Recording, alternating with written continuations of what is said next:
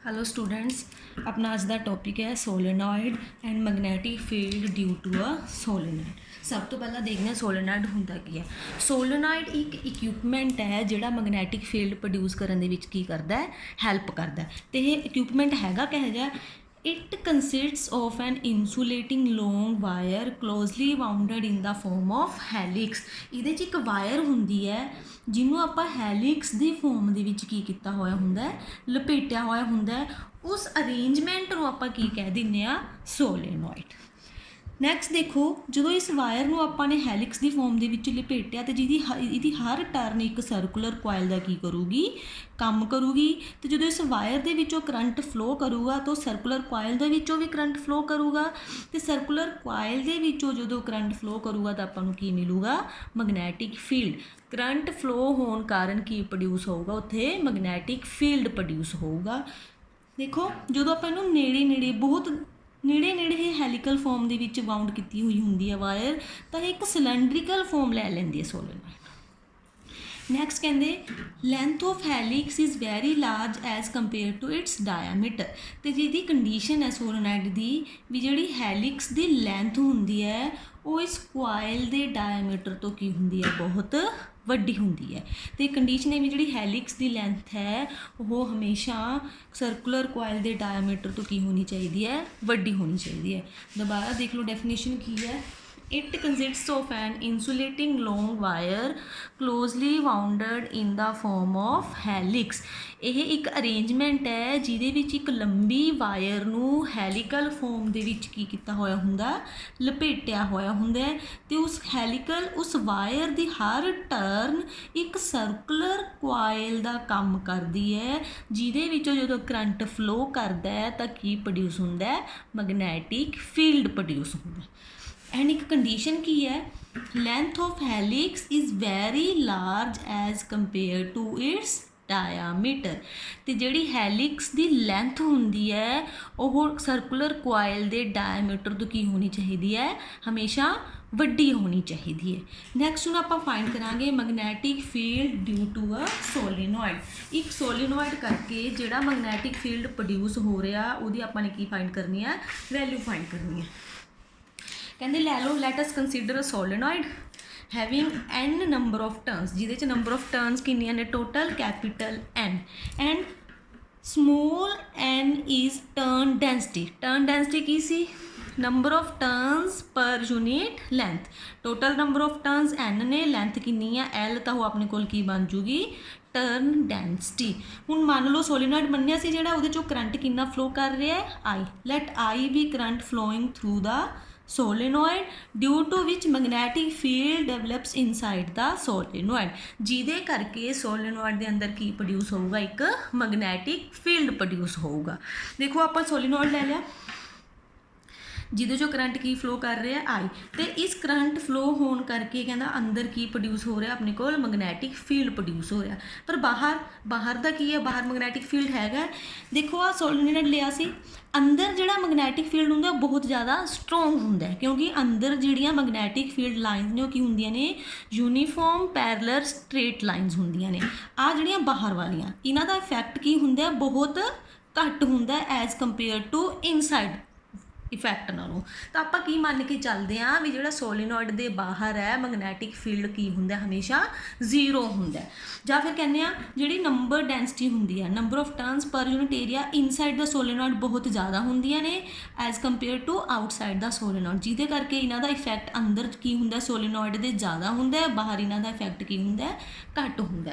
ਹੁਣ ਇਹ ਸੋਲੇਨੋਇਡ ਦਾ ਸਾਊਥ ਪੋਲ ਹੈ, ਨੌਰਥ ਪੋਲ। ਆਪਾਂ ਨੂੰ ਪਤਾ ਹੈ ਮੈਗਨੇਟ ਦੇ ਅੰਦਰ ਜਿਹੜੀਆਂ ਫੀਲਡ ਲਾਈਨਸ ਹੁੰਦੀਆਂ ਨੇ ਹਮੇਸ਼ਾ south pole to north pole move ਕਰਦੀਆਂ ਨੇ, ਪਰ ਮੈਗਨੇਟ ਦੇ ਬਾਹਰ ਆਪਣੀਆਂ field lines north pole to south pole ਕੀ ਕਰਦੀਆਂ ਨੇ? ਮੂਵ ਕਰਦੀਆਂ ਨੇ। ਦੇਖੋ ਇਹ ਸਾਊਥ ਪੋਲ ਕਿਵੇਂ ਤੇ ਨੌਰਥ ਪੋਲ ਕਿਵੇਂ। ਮੰਨ ਲਓ ਆਪਣੇ ਕੋਲ ਦੋ ਕੁਆਇਲਸ ਨੇ, ਜਦੋਂ ਕੁਆਇਲ ਦੇ ਵਿੱਚੋਂ ਕਰੰਟ ਐਂਟੀ ਕਲੋਕਵਾਈਜ਼ ਫਲੋ ਕਰਦਾ ਅਤੇ ਉਹ ਕਿਹੜਾ ਹਿੱਸਾ, ਕਿਹੜਾ ਪੋਲ ਸ਼ੋ ਕਰਦਾ ਹੁੰਦਾ? ਉਹ ਨੌਰਥ ਪੋਲ। ਜਦੋਂ ਕੁਆਇਲ ਦੇ ਵਿੱਚੋਂ ਕਲੋਕਵਾਈਜ਼ ਕਰੰਟ ਫਲੋ ਕਰ ਰਿਹਾ ਹੈ ਤਾਂ ਉਹ ਕੀ ਸ਼ੋ ਕਰਦਾ ਹੁੰਦਾ? ਸਾਊਥ ਪੋਲ। ਦੇਖੋ ਮੇਰੇ ਕੋਲ ਇੱਕ ਕੁਆਇਲ ਹੈ, ਇੱਕ ਸਰਕੂਲਰ ਕੁਆਇਲ ਦਾ ਹੀ ਕੰਮ ਕਰ ਰਹੀ ਹੈ। ਇਹਦੇ ਦੋ ਹਿੱਸੇ, ਦੋ ਫੇਜ਼ ਨੇ, ਇੱਕ ਇੱਧਰ ਵਾਲਾ ਸਾਈਡ ਹੈ ਇਹਦੀ, ਇੱਕ ਮੇਰੇ ਇੱਧਰ ਵਾਲੀ ਸਾਈਡ ਹੈ। ਮੰਨ ਲਓ ਇਸ 'ਚੋਂ ਕਰੰਟ ਫਲੋ ਕਰ ਰਿਹਾ ਇਸ ਤਰੀਕੇ ਨਾਲ, इस डायरैक्शन दे विच की फ्लो कर रहा है, करंट फ्लो कर रहा है। तो जो आप किहड़ी डायरैक्शन है, क्लोकवाइज है, तो जिहड़ा बंदा इधर खड़िया उन्होंने किहड़ा पोल क्लोकवाइज दिख रहा है, तो यह की होऊगा साउथ पोल का काम करूगा। हुण यही सेम करंट जो आप इधर वाली डायरैक्शन तो देखांगे इस तरीके नाल, इस तरीके नाल ही चल रहा सी अपना करंट, तो यह की दिखूगा आपां नूं एंटी क्लोकवाइज, तो इधर वाला हिस्सा पासा की शो करूगा नॉर्थ पोल। देखो इक्को ही क्वाइल दो पोल शो कर रही है, इधर नॉर्थ पोल तो इधर की शो कर रही है वो अपने कोल साउथ पोल। तो जो सोलेनॉइड दे विचों करंट फ्लो करूगा, आ देखो इस डायरैक्शन दे विच ए वाला साउथ पोल बन जूगा, इधर वाला की हो जूगा नॉर्थ पोल। तुसी ये चीज़ याद रखनी है, inside the solenoid magnetic field बहुत ज़्यादा स्ट्रोंग हुंदा है, एंड आउटसाइड द सोलेनॉइड आपां मैगनैटिक फील्ड की हुंदा है नेगलीजिबल हुंदा है, तो आपां किन्ना मन के चलते हैं, 0 मन के चलते हैं। एंटी क्लोकवाइज करंट है, नॉर्थ पोल शो करूगा, क्लोकवाइज करंट है तो किहड़ा पोल शो करूगा, साउथ पोल शो करूगा। नैक्सट हुण आपां फाइंड करांगे मैगनैटिक फील्ड की वैल्यू। उहदे लई आपां नूं एक क्लोज लूप चाहिए है, जिहदे जो आपां ने मैगनैटिक फील्ड फाइंड करना, तो आपां ने की लै ली, एक लूप लै ली PQRS, sorry PQRS is a rectangular amperian loop near the middle of the solenoid. Solenoid के सेंटर च अपने एक एम्पीयरिंग लूप लै ली, जिहदी हैल्प नाल आपां की फाइंड करांगे मैगनैटिक फील्ड। एंड PQ की लेंथ कितनी है, कैपिटल L है इसकी लेंथ, एंड मैगनैटिक फील्ड की डायरैक्शन की है अलोंग P टू Q। इस डायरैक्शन वैसे भी साउथ टू किहड़ा पोल है अपने को, नॉर्थ पोल है।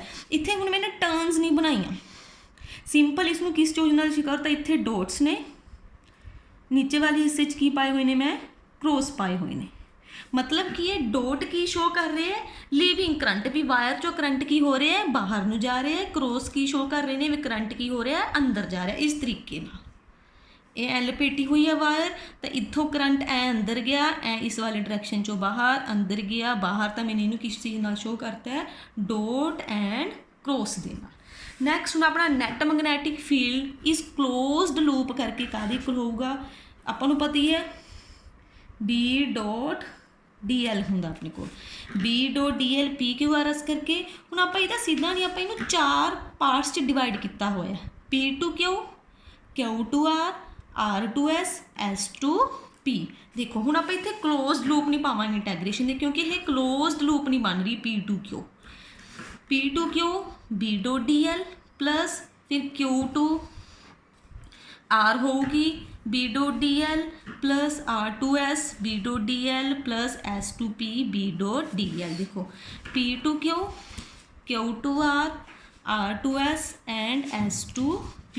हुण आपां इन्हां चारां पार्ट्स की की करांगे, वैल्यू फाइंड करांगे। सब तो पहला देखो P टू Q B.DL हुंदा की है, B.DL खोलदे किवें आपां, B.DL कोस थीटा, थीटा की सी B and length, magnetic field and L they which angle कितना वो की पुट करने आपां इत्थे थीटा पुट करते हैं। देखो पहला P टू Q इहदी डायरैक्शन भी यही है, सिमिलरली मैगनैटिक फील्ड की डायरैक्शन भी सेम है, तो इत्थे थीटा अपने कोल कितना हो जाऊगा, theta is equal to 0 degree, तो मैंने 0 डिग्री पुट करता। P to Q B.DL cos 0 degree equal to B.L अपने कोल की सी टोटल लेंथ सी P तो लैके Q तक। नैक्सट हम देखांगे Q टू R।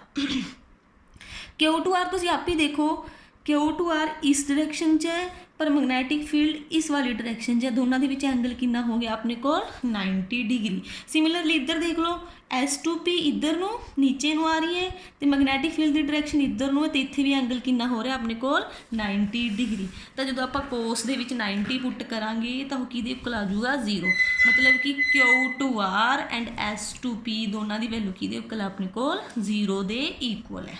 नैक्सट हुण अपना लास्ट पार्ट रह गया S टू R। देखो सोलेनॉइड के अंदर आ रहा है नहीं, तो आपने की क्या सी outside the solenoid magnetic field B की वैल्यू कितनी होंगी है 0, कित्थे आउटसाइड, तो B नूं आपां की पुट कर देंगे 0 पुट कर देंगे, तो अपने कोल R2S B.DL is equal to 0 because outside the solenoid B is equal to 0। हुण देखो अपने चारों पॉइंट्स की वैल्यूज फाइंड कर लिया।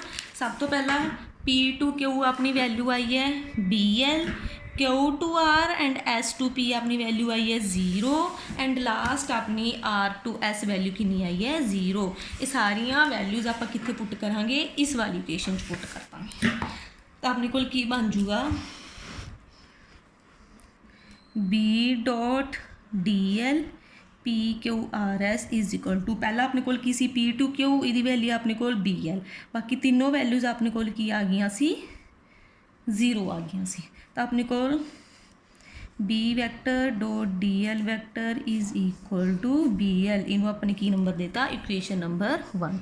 हुण आपां नूं पता है according to Ampere's circuital law वो काहदे इक्वल हुंदा B dot DL is equal to mu naught into total current. हुण अपने को इत्थे टोटल करंट किहदे इक्वल होऊगा mu naught into total number of turns into current. हुण अपने को टोटल नंबर ऑफ टर्न्स कितनियां ने एन ने करंट कितना अपने को आई। तो अपने को की बन गया B dot DL is equal to mu naught into N I इनू इक्वेशन नंबर दे दो 2। हुण देखो equation number 1 and equation number 2 from equation 1 and 2 कि दोनों सेम ने। तो BL is equal to mu naught capital N into I. Capital N थोड़ा पहला दसिया सी इतों आप कैपिटल N की वैल्यू फाइंड कर सकते हैं N is equal to small n into capital L इनू इत्थे पुट करना।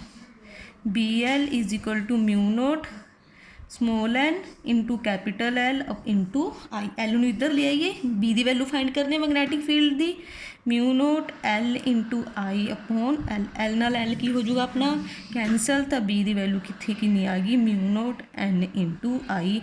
ये आ गया अपने को magnetic field at the centre of solenoid. ये सोलेनोइड के सेंटर ते अपने को मैगनैटिक फील्ड की आ गई वैल्यू आ गई।